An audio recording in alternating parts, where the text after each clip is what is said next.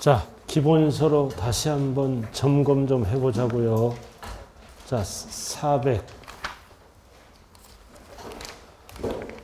401페이지. 자, 지금까지 배운 거 좀 되돌아보자고요. 401쪽.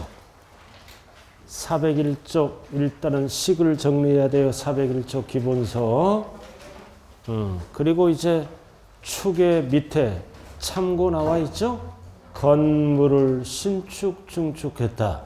몇 년 이내 팔 때, 5년 이내 팔 때는 세금을 많이 거두려고 어디에 5%를 가산한다? 감정가액 또는 환산취득가액. 숫자가 5다. 중요한 거는 산출세액에 5% 하면 틀려요. 감정가액 또는 환산취득가액에 무조건 5%를 가산해버리는 거예요. 뭐에 속지 말자? 산출세액에 속지 말자. 됐어요? 자, 그 다음 장특공제 나왔잖아. 포인트가 장특공제는 몇 년 보유된다? 3년 보유. 그리고 비사업용 토지도 포함한다는 것을 꼭 기억해야 돼요. 그리고 조합원 입주권은 뭐다? 과로 제외. 원조합원, 승계조합원은 안 해준다고요. 그리고 보유기간에 따라 양도차익의 최저 6에서 30. 1세대 1주택 고가주택은 최저 몇 프로? 20에서 80. 아웃라인이에요. 지금 401조. 단 1세대 1주택 고가주택 장특공제 따질 때 장특공제는 9억까지는 공제를 안 해줘요. 비과세니까. 얼마만 장특공제가 들어간다? 9억 초과분만 공제가 들어간다고요. 양도차익이나 장특공제도 똑같아요. 9억 넘어가는 고가주택은 장특 초과는 과세하죠? 과세할 때 장기보유 특별공제를 공제해 주되 얼마 초과만 해준다고요? 9억 초과만 해준다고요. 그래서 공식이 양도가액분의 양도가액 마이너스 9억이라고요. 그게 9억 초과분만 해준다는 거야. 프린트가. 9억을 빼면 초과분 아니에요. 그죠? 자, 그 다음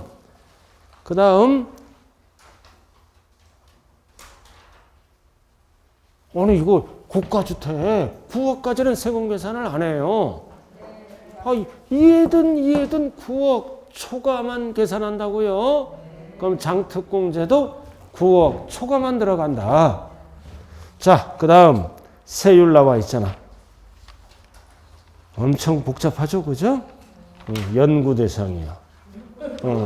연구 대상이라고요. 자꾸 봐줘요. 그게 뭔지 여러분들이 잘 보셔야 된다고요.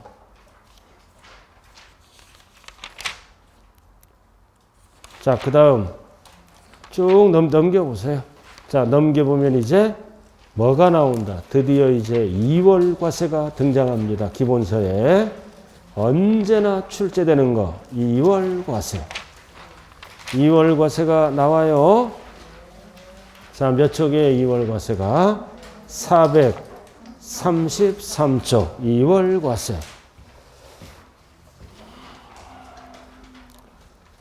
433쪽 2월 과세란 단어가 나와요. 자, 2월 과세는 항상 가불병이 등장하죠? 가불병이 등장한다고요. 2월 과세. 2월 과세는 징여 후 몇 년 이내 양도하는 거다? 5년 이내 양도하는 거를 2월 과세라 그래요. 징여 후, 징여받고 5년 이내에 양도한다. 자, 갑과 을은 어떤 사이다? 어떤 사이요? 배우자, 직계, 좀비속. 배우자, 직계, 좀비속 간에 징여 후 몇 년 이내에 팔아먹는 거야? 5년 이내. 이게 2월 과세요, 기본이. 그럼 뭐를 징여할 때 된다? 다 되는 게 아니라 토, 건, 취, 특. 4가지만 이 법을 적용해요. 토지, 건물, 부동산 취득권리 특정 시설물 이용권에 한한다고요. 다 되는 게 아니라 네 가지만 프린트에 딱 나왔잖아. 네 가지 적혀 있잖아요. 그래서 프린트 3번. 그래서 갑을 뭐라 그런다? 칭여자. 을을 뭐라 그런다? 수중자. 수중자라 그래요. 그래 배우자 직계준비속 관계고 적용 대상은 다 되는 게 아니라 토건 특 취득권리 네 가지만 돼요. 거기 적혀 있잖아요. 프린트에 적혀 있어요. 프린트 보고 책 보라고요. 책은 복잡하기 때문에 정리해 놓고 천천히 읽어보시면 돼요. 자, 그 다음 몇 년 이내 양도할 때다. 5년 이내. 5년 이내 양도할 때 프린트 5년은 등기부상 소유기간을 따지고 자 그럼 여기 한번 볼까요? 자 여기까지 이해됐어요? 5년 이내에 그래서 갑은 2015년 여기 보세요. 3억에 취득합니다. 3억에 취득해요. 그러다가 이제 2019년 19년에 사랑하는 배우자에게 증여를 합니다. 2015년에 3억에 취득하고 2019년에 배우자에게 뭐 한 거야? 증여.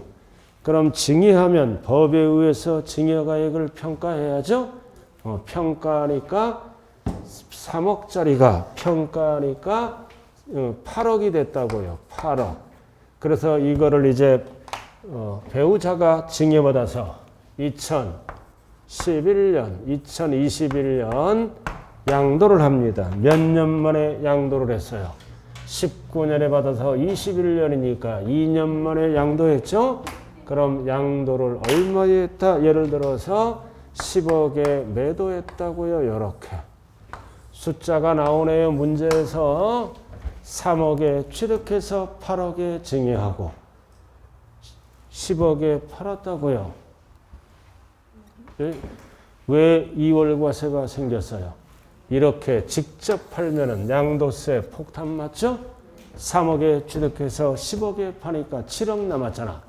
양도세 폭탄 맞으니까 배우자를 통해서 양도소득세를 회피하는 거예요. 즉 배우자에게 증여한 후 취득가액을 높인다고요. 이렇게. 내 마음대로 높이는 게 아니에요. 증여하면 증여세법에서 평가해. 그럼 수중자는 취득가액이 얼마 되는 거야? 8억. 그래서 취득가액을 높였잖아. 그럼 원칙은 이렇게 취득해서 이렇게 파는 게 원칙입니다. 증여받은 날 그럼 10억에 취득해서 얼마에 팔어? 8억. 그럼 단순 계산 얼마 남아? 2억. 이렇게 계산하는 게 원칙이에요. 근데 양도세 띄어먹었잖아. 띄어먹었죠? 그래서 가족끼리 이게 취득가액이 낮고 얘는 높잖아. 그래서 가족끼리 증여한 후 취득가액을 높여서 양도세를 띄어먹더라. 직접 팔면 3억에 취득해서 10억에 파는 건데 몇 년 이내에 팔았을 때 5년. 5년 이내에 팔았을 때는 무슨 과세야 한다? 2월 과세. 넘어간다. 이제 넘어오는 거야, 일로. 그래서 2월 과세는 이쪽으로 넘어가란 뜻이에요. 넘어가서 과세해야 돼. 2월 과세는 증여자 기준으로 뭐만 하는 거야? 계산만 하는 겁니다. 계산만 하는 거야. 계산만 하는 거라고요. 그래서 어떻게 계산하라? 10억. 10억에서 원래 취득가액 이렇게 얼마? 3억. 그래서 얼마 갖고 세금 계산하라? 7억. 그래서 5년 이내에 팔 때는 이렇게 하지 말아라. 양도세 떼어먹으니까. 그래서 가족끼리 증여할 때는 5년 이내에 증여하면 2월 옛날 취득가액으로 계산하는 거예요. 이게 뭐다? 2월 과세다. 그럼 2월 과세 효과는 세 가지가 있죠? 세 가지가 있어. 첫 번째, 양도 차익 계산할 때 취득가액은 누구 거를 적어라? 증여자 거. 얼마를 적어라? 3억. 양도세 못 떼어먹게끔. 그 다음 두 번째, 보유기간 따질 때 장기보유, 특별공제와 세율, 보유기간에 따라 세율이 달라지죠? 누구 취득일로부터 짜더라? 증여자 취득일로부터. 증여자 취득일로부터 계산한다고요. 기산. 이게 2월 과세예요. 그래서 취득가액은 갑거를 적고 낮춰주고 그 대신 보유기간은 언제부터 시작하라?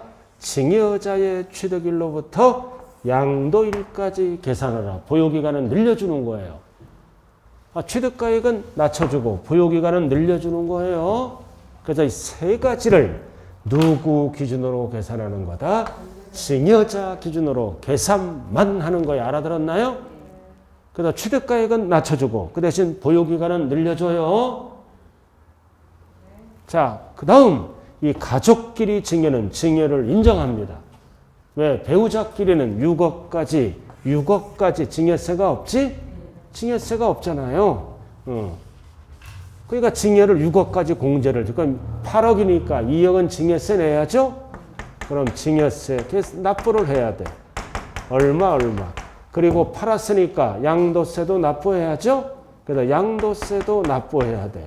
근데 여기서 중요한 거는 양도세 납세 의무자는 누구요?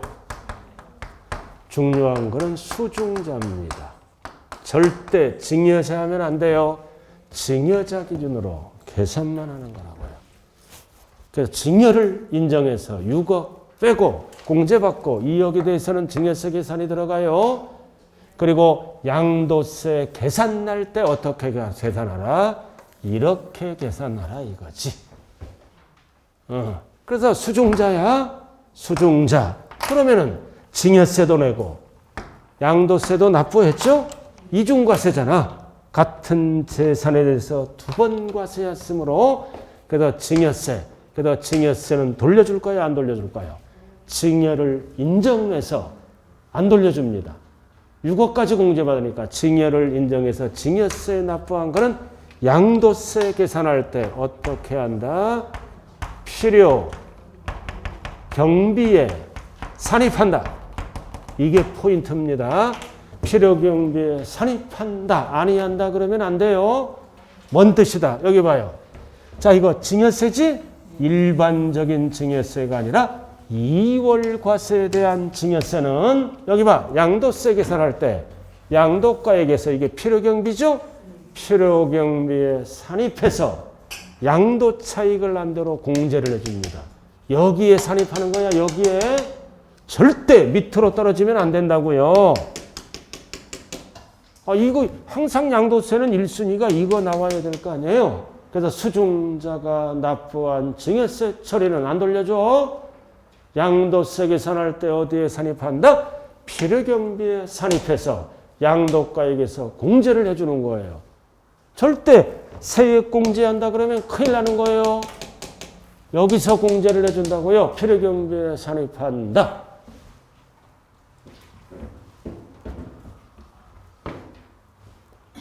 자, 그리고 증여자와 수중자 사이는 뭐가 없다? 연대 납세 의무가 있다 없다? 없다. 지지 아니한다. 그래서 이쪽도 1번, 2번, 그리고 3번 이렇게 되는 거예요. 그래서 딱 그렇게 나왔잖아요. 프린트에. 납세 의무자는 세 글자는 누구다? 수중자. 프린트 보세요. 수중자. 시험은 수중자라고 안 나와요. 증여받아 양도한 배우자 이렇게 나와. 수중자라고 나오면 다 맞추잖아. 증여받아, 증여 안 하면 큰일 나는 거예요. 수중자. 자, 나왔다. 증여세 처리. 어디에 산입한다? 필요경비에 산입한다. 산입해서 양도가액에서 공제를 해줘요. 필요경비에 산입한다. 밑에 세액공제 밑으로 떨어지면 큰일 나는 거예요. 여기. 자, 그 다음 조세의 부당한 감소 여부 관련이 없고 이거잖아. 2월 과세효과 취득가액은 누구 걸 적어라. 증여자의 취득가액을 적어라. 취득시기 보유기간 따지는 거지. 2개. 보유기간은 언제부터 따져라. 증여자의 당초 취득일과 3개. 그대로 물어보잖아. 이월과세야 이거. 이것만 알아도 웬만한 건 답을 써요. 자, 사례로 들어갑니다. 자, 여기 봐. 자, 이럴 때 취득가액은 누구 취득가액을 적어라. 얼마? 3억. 자, 이런 경우 장기보유 특별공제는 언제부터 3년을 따진다? 증여자의 취득일로부터. 일로부터 따진다고요. ENG 구분을 잘해야 돼요. 그럼 이런 경우 장특공제를 받을 수 있다 없다? 이런 경우 장특공제를 적용한다 아니한다? 여기서부터 따지면 2년밖에 안 됐잖아. 여기서부터 따지는 거요. 15년부터 21년이니까 3년 훨씬 지났죠? 그래도 2월과세는 취득가액을 옛날 거를 적어주는 대신에 뭔가 혜택을 줘야죠? 보유기간은 늘려준다고요. 그래야 세금을 낼 거 아니야. 3명 다 죽여버리면 안 되는 거예요. 자, 그 다음.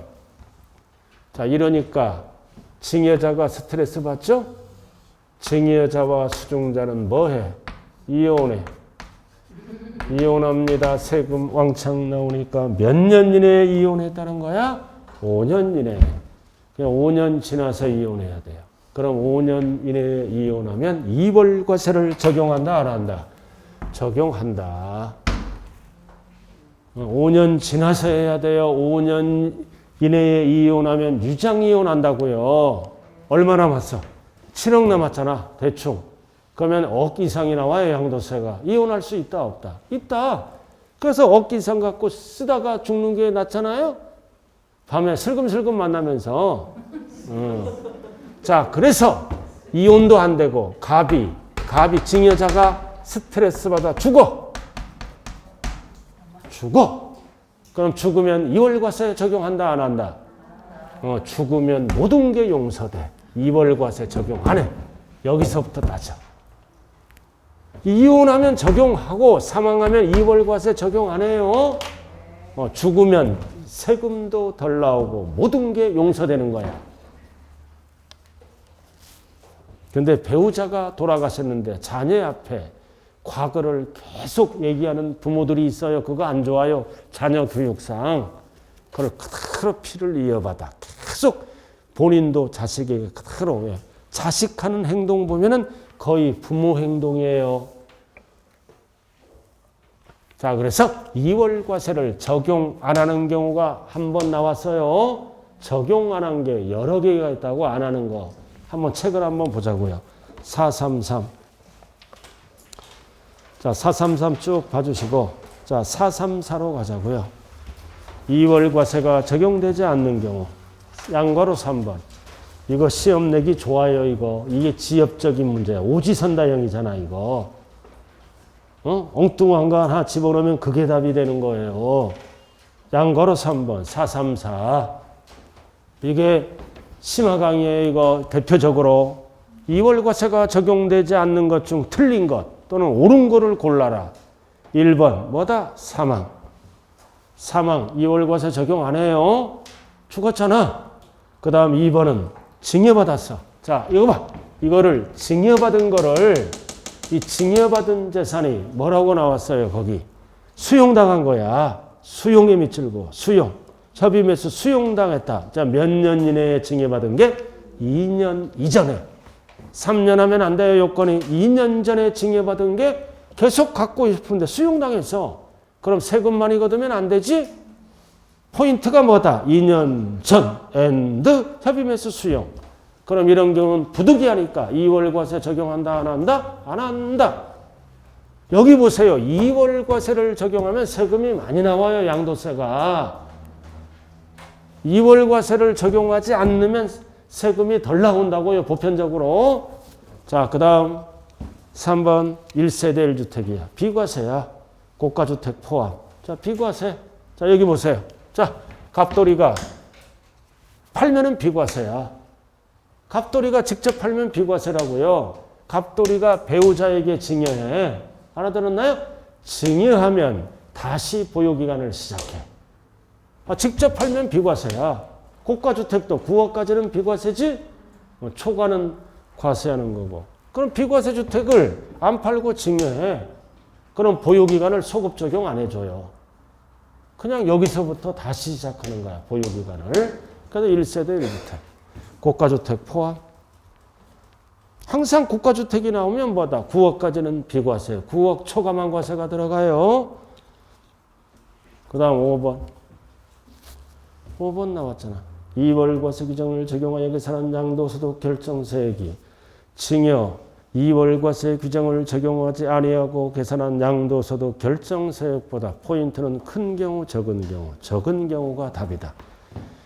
적은 경우, 큰 경우 하면 큰일 나요. 자, 여기 보자고요. 보편적으로 2월 과세를 적용해야 많이 나오고 2월 과세를 적용하지 않으면 세금이 덜 나오겠죠? 이게 많이 나와. 이게 적게 나온다고요. 여기까지 됐어요? 근데 반대가 될 수도 있어. 이게 많이 나와. 이게 많이 나올 수도 있다고요. 자, 얼마야? 3억에 취득했지? 얼마에 팔았어, 이거? 아까 얼마에 증여했어? 8억이야. 그 다음 얼마에? 10억에 양도했잖아. 어? 그럼 이게 이쪽이 많이 나오고 이쪽이 덜 나오잖아. 근데 부동산이 폭등했어. 응? 아, 저 폭락했다고, 폭락. 폭락했다고. 이거 증여할 때 8억이잖아? 2년 만에 팔 때 보니까 8천이 된 거야. 8억짜리가 10분의 1, 8천. 그리고 이것도 10억이 아니라 폭락해서 1억이 됐어. 1억이 됐다고. 아, 좌우간 뭐냐면은 취득가액이 더 낮아질 수가 있잖아. 그래갖고 10억에 팔았다 가정해, 그냥. 가정하면은 이쪽이 많이 나올 수가 있어요. 자, 근데 잘 봐요. 대표적인 매가 뭐냐? 1세대, 2주택이야. 집이 2개라고. A주택, B주택. B주택 보유기간이 1년 8개월이야. 2개 있는 거를 이해만 하면 돼요. 자, 배우자에게 징의하는 거야. 집 2개인데 1년. 그리고 배우자는 6개월 보유하다가 6개월 보유하다가 양도를 한다고요. 자, 집 2개인데 하나를 배우자에게 징의하는 거죠. 그래도 6개월 보유하다가 양도했어. 병돌이에게. 그죠? 양도리했어. 그럼 6개월, 원칙은 2년 보유해야지? 그럼 여기는 과세야. 원칙은 이렇게 가잖아. 그럼 이거는 5년 이내에 팔았다는 거야. 원칙은 과세잖아. 그럼 2월 과세로 가면은 1년 8개월, 6개월 하면 합치잖아. 합쳐서 보유기간이 2년이잖아. 그럼 이쪽으로 가면 세금이 뭐야? 비과세야. 아, 집 하나니까 이거 배우자가 하나 받아서 팔았잖아. 그럼 원칙이 2년 보유하면 비과세잖아. 그럼 1로 가면은 2년 비과세야. 알아들었나요? 그럼 세금이 제로잖아. 그럼 이쪽으로 계산하는 게 세금이 많이 나오는 거야. 그래서 이럴 때는 뭐다?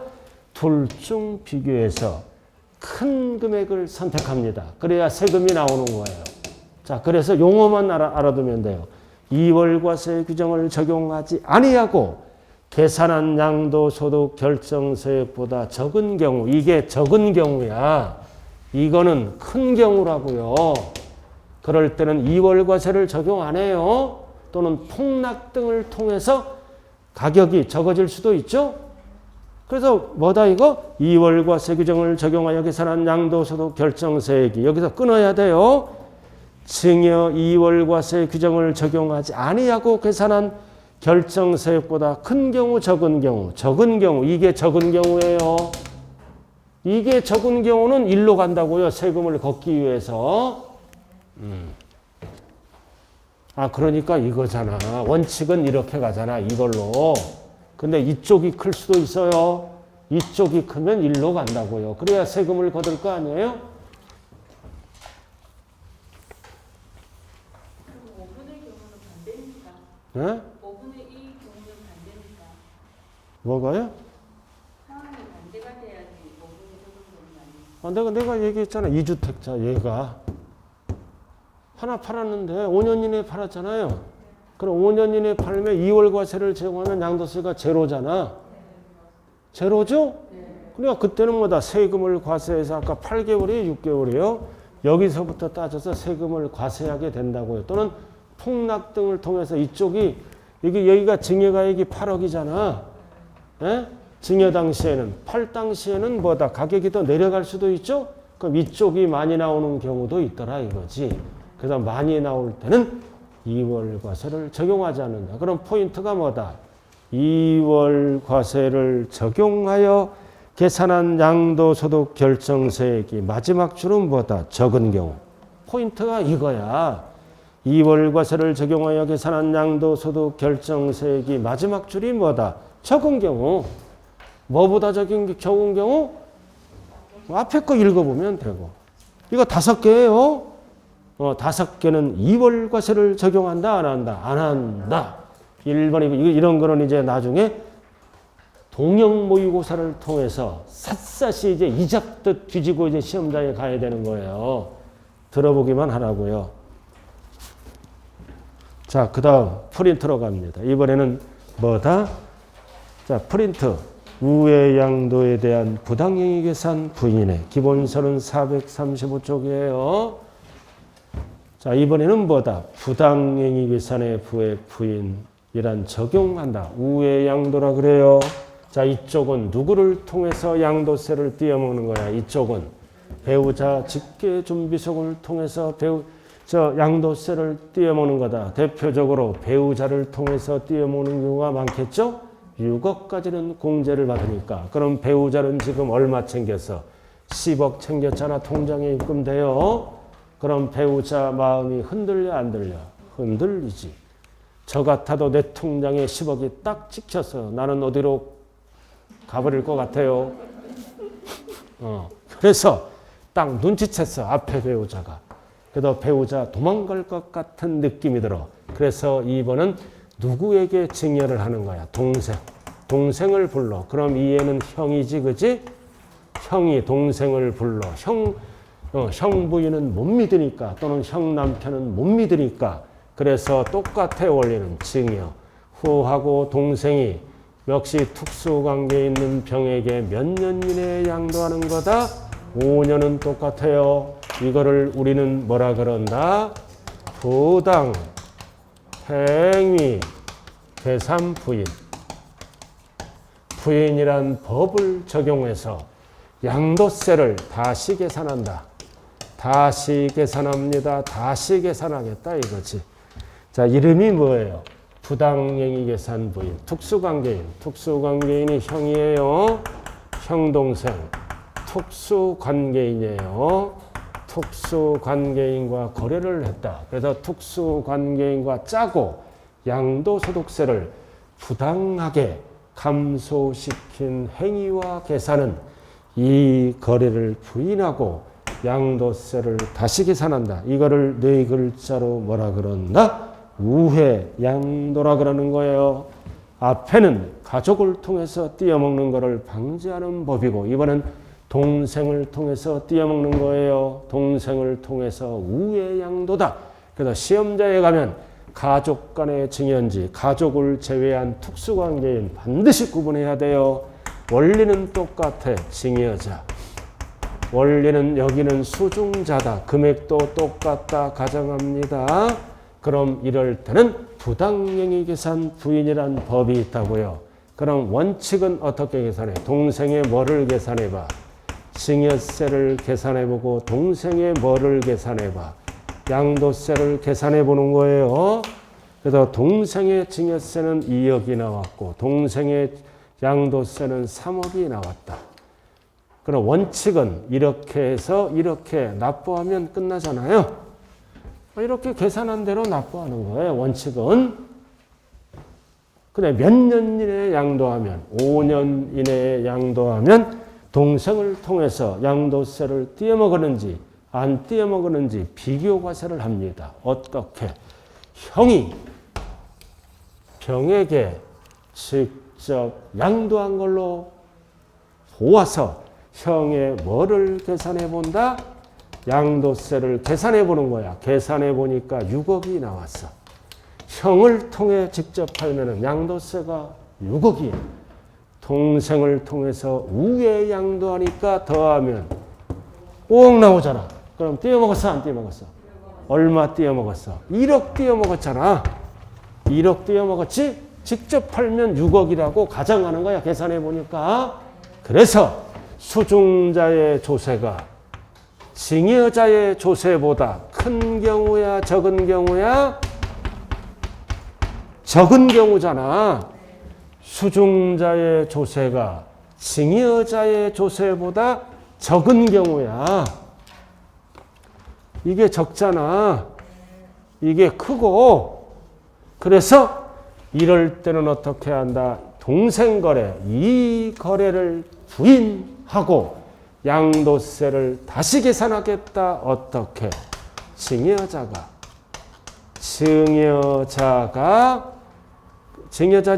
증여자가 병에게 직접 뭐다? 양도한 걸로 본다. 이렇게.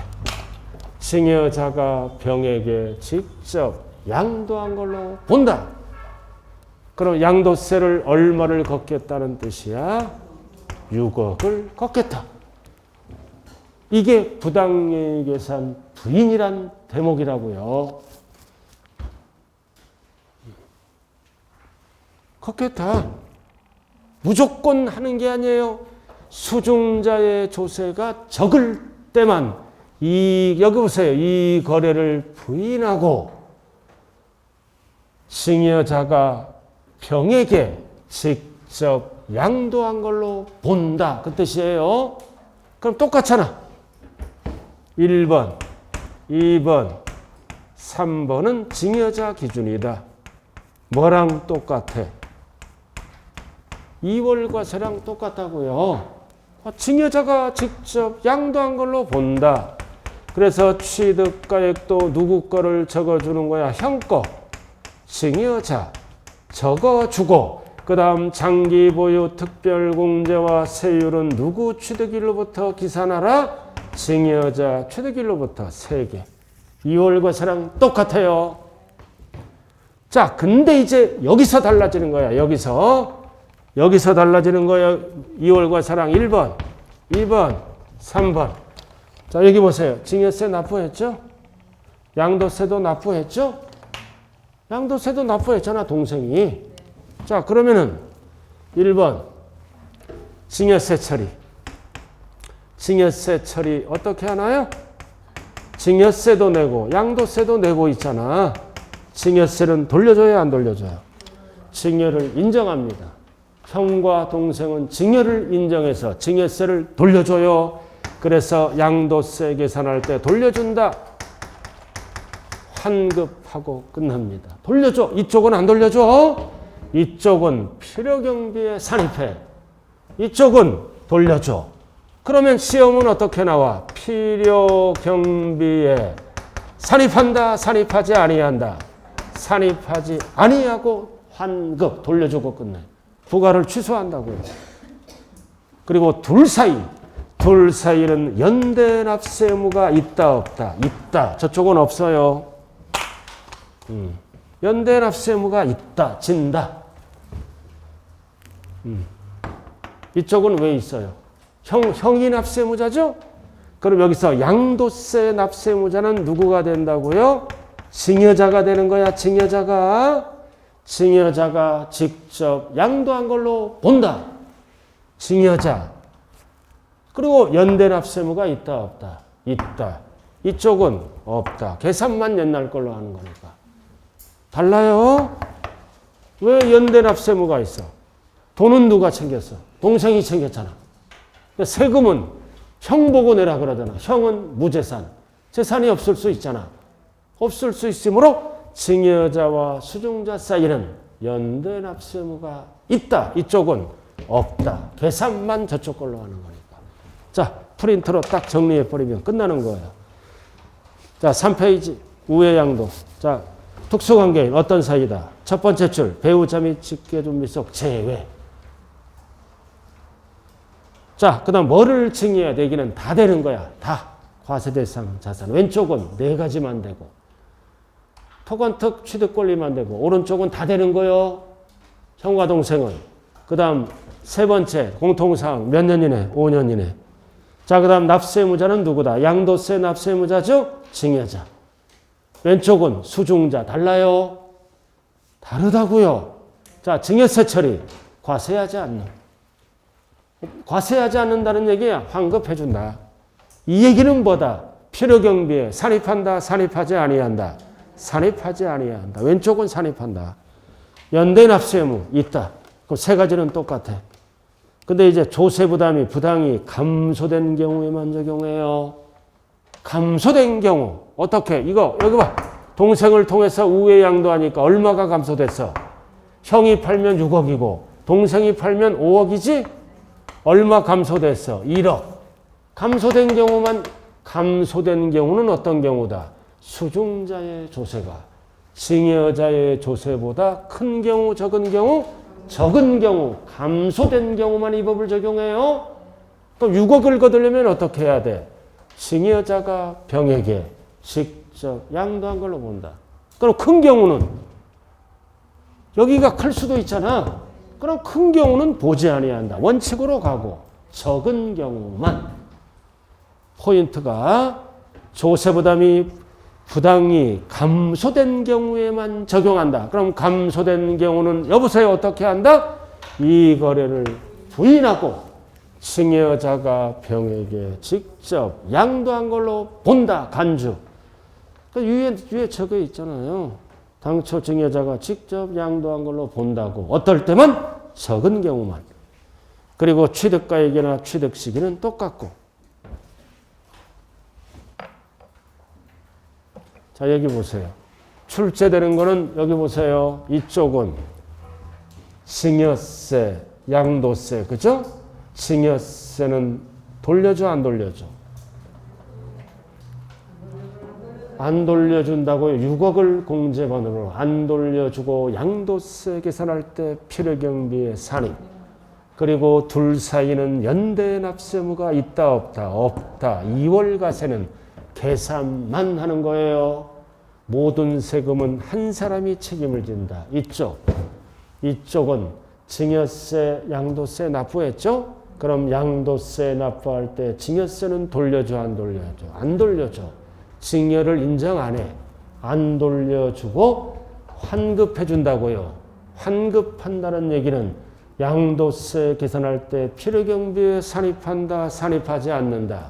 산입하지 않는다. 그리고 둘 사이는 연대 납세의무가 있다 없다? 있다 없다? 있다. 세 가지는 달라요. 이해를 물어보는 거야. 언제나. 그리고 여기도 하나, 둘, 세 개 틀리잖아. 이쪽. 그래서 프린트에 비교를 꼭 해야 돼요. 증여세 처리가 대표적인 거잖아. 필요경비에 산입한다. 오른쪽은 증여세를 과세하지 않는다는 뜻은 무슨 뜻이다? 필요경비에 산입하지 아니한다. 왼쪽은 산입한다라는 지문이에요. 오른쪽은 필요경비에 산입하지 아니한다. 자, 그 다음. 자, 저가고가. 이것도 부당행위 계산 부인입니다. 자, 이번에는 출발이 뭐다? 출발이 양도야. 이쪽은 출발이 뭐야? 증여 후 5년 이내 양도입니다. 이쪽은 가족끼리 하는 거고 이쪽은 가족을 제외한 특수관계인끼리 하는 거예요. 이쪽은 배우자를 통해서 양도세를 회피, 띄어먹는 것을 방지하기 위한 법이고 이번은 동생을 통해서 양도세를 띄어먹는 거, 회피하는 것을 방지하기 위한 법이네요. 자, 이번에는 양도다. 어떻게 양도해야 돼? 저가.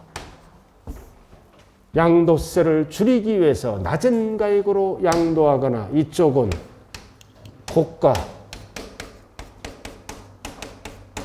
포인트가 뭐다? 양도 양수야.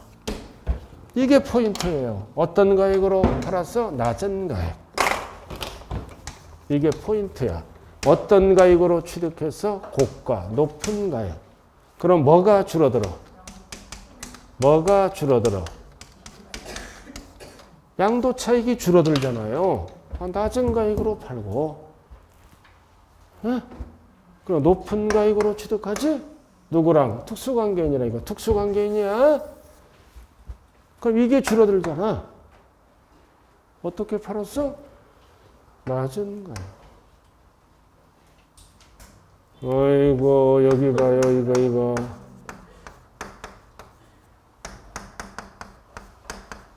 자, 누구랑 거래했다? 특수관계인. 저가양도.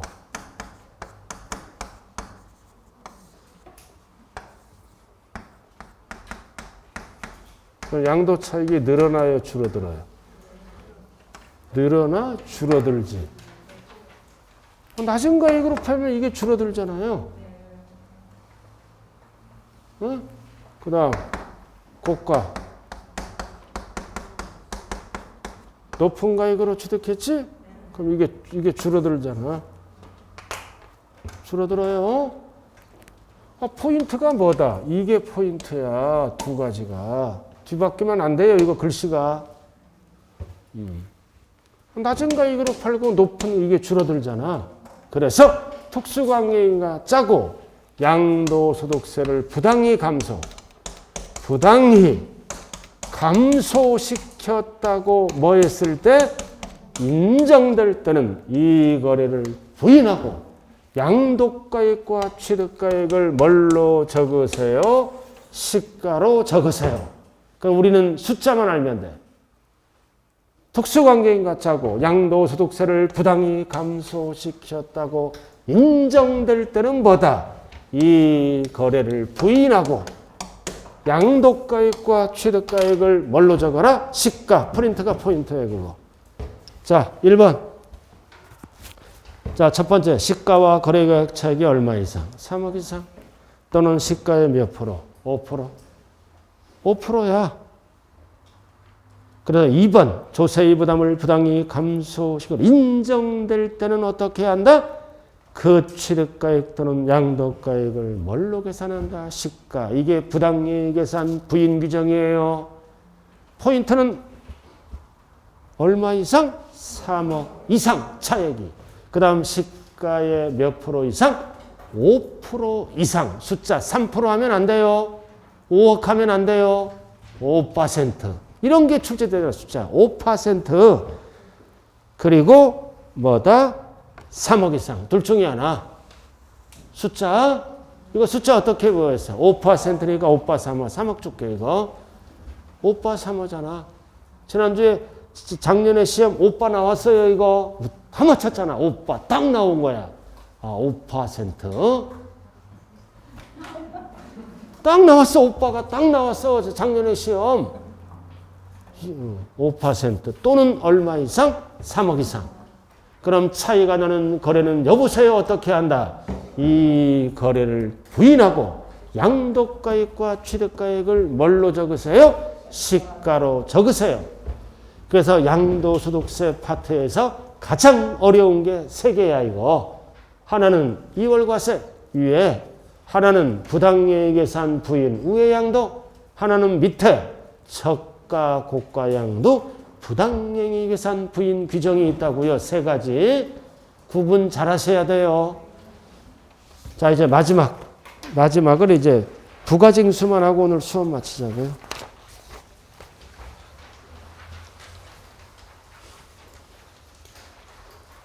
자, 납세무자와 납세지가 있죠? 자, 여러분들 교재 439.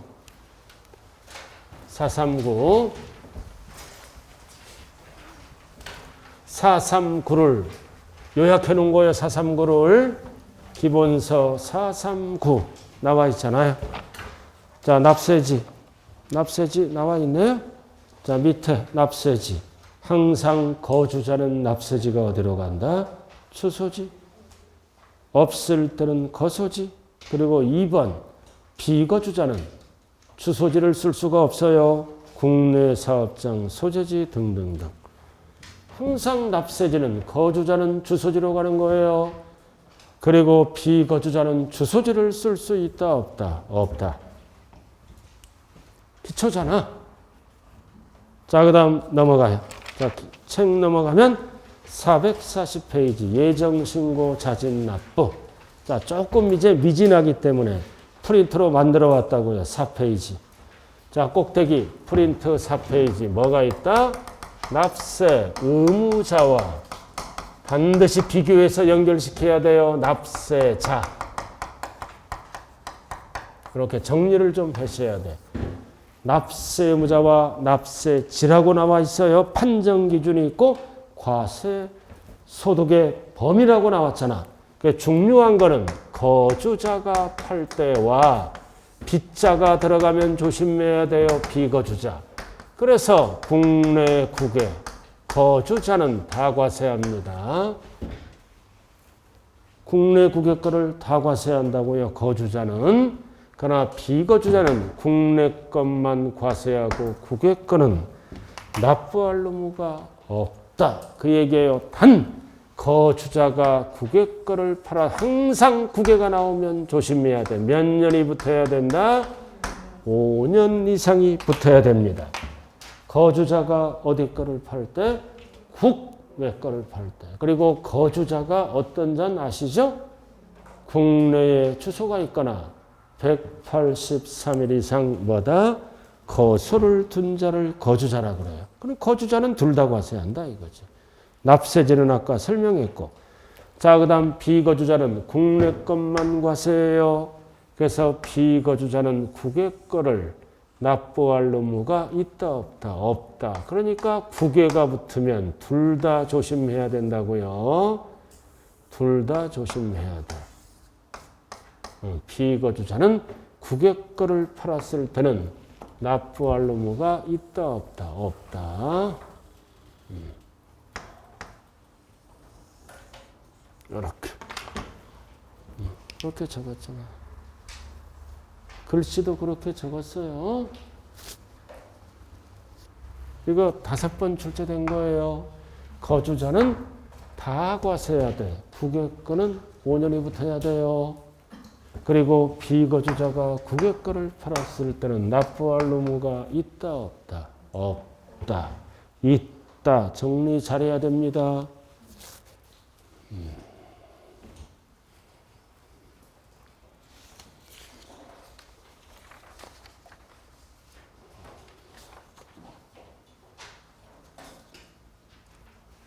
자, 이거 꼭 기억해요. 비거주자가 국외 걸 팔았을 때는 납부할 의무가 있다 없다? 없다. 왜 없어요? 왜 없어? 우리가 몰라. 왜 모르지? 모르니까 모르는 거지. 이상하다. 왜 모르지? 모르니까 모르는 거지. 왜 모르지? 모르니까 모르는 거지. 잠깐 빗자가 붙으면 조심해요. 챙일 읽게 생겼어 지금. 괜히 찍어와가지고 지금. 자, 그 다음 이제 마지막 파트는 부가징수. 부가징수로 들어가네요. 부가징수 딱 정리 그 정도만 하면 시험장에 가서 아무런 하자가 없다. 1번. 1번이 딱 예정신고. 항상 신고하는 방법은 미리미리 하는 게 예정. 자, 1호자산은 항상 2개월이 붙는데 앞으로 뭐가 붙어야 돼? 말일. 꼭 말일이 붙어야 돼요. 자, 그 다음 토지거래가 허가받기 전. 전자가 들어가면 매매대금은 뭐다? 잔금청사는 무효입니다. 말일부터 2개월은 반드시 뭐가 붙어야 돼? 허가일. 매수자도 허가일. 매도자도 허가일. 뭐가 붙었을 때? 전자가 붙었을 때만. 전자가 후가 붙으면 양도일로 가는 거예요. 전자가 붙으면 허가일. 말일 2개월. 자, 그 다음 부담부 증여는 증여와 채무가 섞여 있죠? 양도가 섞여 있으니까 이해만 3개월. 나머지는 다 2개월이에요. 항상 3개월, 2개월은 말일부터 꼭 말일을 하고요. 그리고 4번 예정신고 납부를 안 했다. 예정신고는 강행규정이에요. 강행규정이라고요. 납부를 안 하면 바로 뭐가 붙어버린다? 가산세가 붙습니다. 가산세를 적용한다. 그리고 5번 양도 차익이 없거나 손해가 발생하더라도 예정신고 하여야 한다. 할 필요가 있다 없다? 있다. 예정신고를 안 하면 손해가 나더라도 불이익을 준다 그랬어요. 정부가 모르잖아요. 손해 났는지. 그죠? 이익 난 걸로 계산해서 세금을 늘릴 수도 있다. 신고하여야 한다. 그리고 6번 예정신고 납부를 할 때 납부할 세액은 나왔잖아. 미출고 양도차익. 양도차익에서 장기보유 특별공제와 기본공제를 한 금액에 세율을 적용하여 계산한 산출세액을 예정신고 납부한다. 이거 여기 보세요. 이 과정을 신고서에 신고 납부한다. 그래서 줄인 거다. 양도차익을 계산한 다음에 장기를 빼고 기본공제를 빼고 그 다음 세율을 곱하면 산출세액을 신고 납부하라는 뜻이요. 이 과정을 줄인 거라고요. 출발이 뭐다? 양도차익. 양도가액하면 틀려요. 옆에가 장기니까 양도가액하면 틀린다고요. 장기는 양도차익에서 순서가 이렇게 돼요. 앞에 게 다 생략된 거라고요. 그리고 7번 해당 과세기간에 누진세율 적용 대상이 2번 이상이다. 그럼 2번 이상일 때는 어떻게 해야 돼? 합산신고. 자, 여기 한번 볼까요? 동일 연도에 2번 팔았어. 2번인데 포인트가 무슨 대상이야? 누진 대상. 그럼 따로따로 신고하면 세율이 낮아져. 그래서 앞에 거와 뒤에 거를 어떻게 해서 신고하라? 합산. 그러면 세율이 올라가죠? 합산하여. 누진 대상 2번 이상 팔았어요. 비례세율 하면 큰일 나요. 누진 대상이에요. 2번 이상. 그럼 따로따로 신고하면 양도세가 줄어든다고요. 그래서 반드시 뭐다? 합산하여 신고하라. 그럼 합산해서 신고를 안 하면 세금 떼어먹었지? 확정 신고를 다시 해야 됩니다. 자, 이게 뭐다? 예정 신고야. 확정 신고는 1년에 한 번 하는 거예요. 시험장에 가면 예정을 물어보는지 확정을 물어보는지 확정은 항상 올해 벌었으면 다음 연도에요. 5월 1일부터 5월 말일까지 다음 달이네요. 자, 그 다음 예정 신고를 한 자는 해당 소득에 대한 신고를 하지 아니할 수 있다. 맞잖아요. 신고를 하지 아니한다. 틀려요. 할 수 있다야. 그래서 예정을 하잖아. 법대로. 법대로 하면 확정을 안 해. 그러나 법대로 안 하면 확정 신고를 다시 해야 된다. 대표적인 게 뭐다? 누진세율 대상을 2번 이상 팔았을 때는 합산하여 신고하면 되는 거야. 근데 따로따로 신고하면 다시 확정 신고를 해야 된다고요. 그래, 아니할 수 있다고. 자, 예외 신고를 안 하면 가산세가 붙죠? 보통징수. 신고를 안 하면 가산세가 붙어서 보통징수한다. 10%, 20%, 40%. 그리고 납부 지연가산세는 0.025예요. 10%가 뭐예요? 과소신고. 20%가 뭐다? 무신고. 기초. 사기 부정은 40. 그 다음 지방세는 국세는 납부불성실 가산세가 용어가 뭐다? 납부 지연가산세. 하루하루 붙는다고 그랬죠? 0.0이요. 앞에 거는 뭐야? 신고불성실 가산세 3개. 과소는 10, 무신고는 20, 사기부정은 40. 납부지연가산세는 하루하루부터 0.0이요. 그 다음 분할납부 얼마 초과 가능하다? 1천 초과. 그리고 분납기간은 몇 개월? 2개월. 자, 5번. 자, 예정신고 납부와 관련해서 가산세가 붙는, 여기 보세요. 자, 예정에 가산세가 붙었어. 그러면 확정에는 가산세를 다시 부과한다, 부과하지 않는다. 부과하지 아니한다. 이중 부과 금지라고요. 다시 부과하지 않습니다. 세금이 너무 많이 늘어나니까. 자, 그 다음 6번 부가세. 자, 양도세, 부가세는 납부세에겐 없어요. 감면세액의 20%부터 감면세액에 납부세액에는 안 붙는다고요. 감면세액에 납부세액의 10%는 지방소득세는 이거는 독립세야. 감면세액의 20% 농특세가 붙어요. 납부세액에는 없어. 납부세액의 10%는 뭐가 붙어? 지방소득세. 이거는 따로따로 납부하는 독립세라고요. 지방소득세 10%. 그럼 이거는 부가세가 아니라 따로따로 납부하는 독립세예요. 10%는 독립세다. 부가세가 아니다. 자, 이렇게 해서 양도세 끝. 자, 그 다음 마무리. 자, 국내 국외 거. 지금까지 어디 거 배웠어? 국내 거. 국내 거 배웠어요. 국외가 나오면 조심하자. 자, 국내 거를 먼저 봐요. 자, 국내 납세의무자. 세 글자로 뭐라 그래요? 거주자. 국내 또는 국내 주소 또는 183일이나 세 글자로 뭐다? 거주자는 국내 걸 팔면 납세의무자예요. 근데 국외 거를 팔면 오른쪽 이거 국외는 반드시 몇 년이 붙어야 돼? 5년. 국외 거는 5년이 붙어야 돼요. 그 다음 과세 대상 차이. 임차권은 채권이죠. 국내 거는 등기된 것만.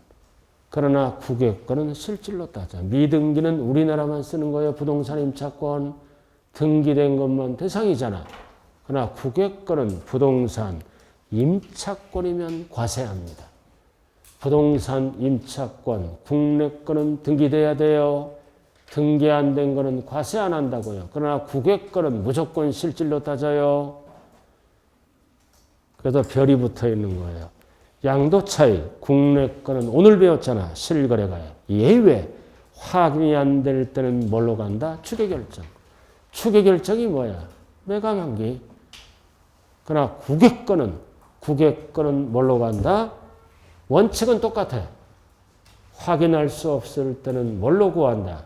양도 또는 취득 당시에 시가로 구합니다. 국내 국외 반드시 비교해야 돼. 추계결정은 국내 것만 쓰는 거예요. 그 다음 장기보유 특별공제를 적용합니다. 그러나 국외 거는 안 해줘. 물가상승분은 국내 것만 해줘요. 국외는 3년을 보유하더라도 배제. 그리고 세율은 국내 거는 뒤지게 복잡해. 그러나 국외는 미등기 70%가 없어. 왜? 장특공제를 안 해주니까 그냥 주식 빼고는 6에서 45야. 그래서 장특공제와 미등기는 국내 것만 적용을 하는 거예요. 국외 거는 배제 70%가 없다. 무조건 6에서 45로 갑니다. 그러면 물납, 분납은 똑같고 분납은 되지만 물납은 불인정. 자, 밑에 이제 부연 설명. 국외 거네. 자, 국외에서 양도세를 냈습니다. 여기 보세요. 자, 미국에서 외국에서 달러로 신고 납부했다고요. 신고 납부해요. 그럼 우리 국내에 들어와서 신고해야 돼요. 외국에서 납부하고 국내에서 들어와서 신고를 해야 돼요. 그래서 신고를 할 때는 외국에서도 납부하고 국내에서도 납부하면 이중과세잖아. 이중과세 조정을 위해서 법을 어떻게 만들었다? 밑에 1번. 납부하였거나 납부할 국외재산 양도세를 세액공제 방법과 필요경비 산입 방법 중 하나를 선택하여 적용받을 수 있다. 이중과세 조정을 해주겠다. 그래서 납부한 만큼 세액공제를 받는 방법과 증빙서류 등이 많으면 보다 필요경비에 산입하는 방법 중 하나를 어떻게 한다? 선택할 수 있다. 선택할 수 있어야 유리한 쪽으로.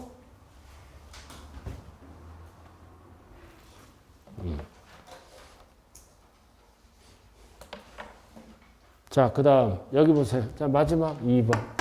자, 국내에 신고할 때는 뭘로 신고해야 돼?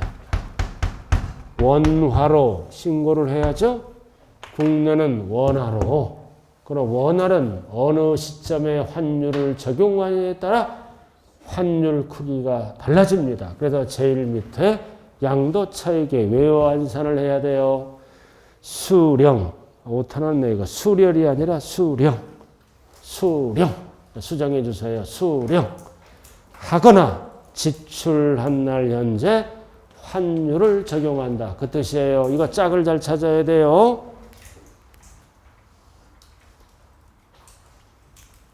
자, 여기 보세요. 양도가액은 받는 거죠? 그럼 뭘로 따져? 수령 1 현재 환율로. 근데 필요경비는 지출하는 거죠? 필요경비는 지출하니까 지출일 현재 법에 의한 환율로 적용한다. 뭉뚱그려서 양도일 현재하면 안 돼요. 그러니까 수령일 현재는 뭐를 얘기한다? 밑에 적어. 양도가액. 수령하거나 수령일 현재. 그 다음 지출한 날 현재는 뭐를 얘기한다? 필요경비. 자, 이렇게 해서 국내 국외는 딱 세 가지에 출제되는 거. 거주자가 국외 거를 팔았을 때는 몇 년이 붙어야 된다? 5년. 그 다음 두 번째, 국외 거는 70% 적용을 안 한다. 그리고 세 번째, 국외 거는 장특공제 적용 배제입니다. 그래서 항상 여기 봐, 여기 봐, 이거.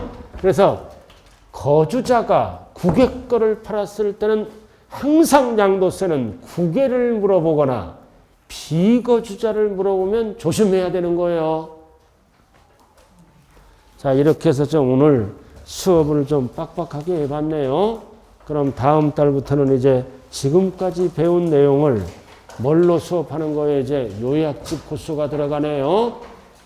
요약집 코스가 들어가고, 그리고 다음 달에도 이 한 장짜리는 꼭 갖고 오세요. 이 한 장짜리를 이제 다음 달까지 완벽하게 이제 마무리 짓는 거예요. 이제 요약집이니까 시간적인 여유가 있습니다. 자, 오늘 여러분들 고생 많았고 다음 달에 뵙겠습니다. 감사합니다. 네, 네, 네.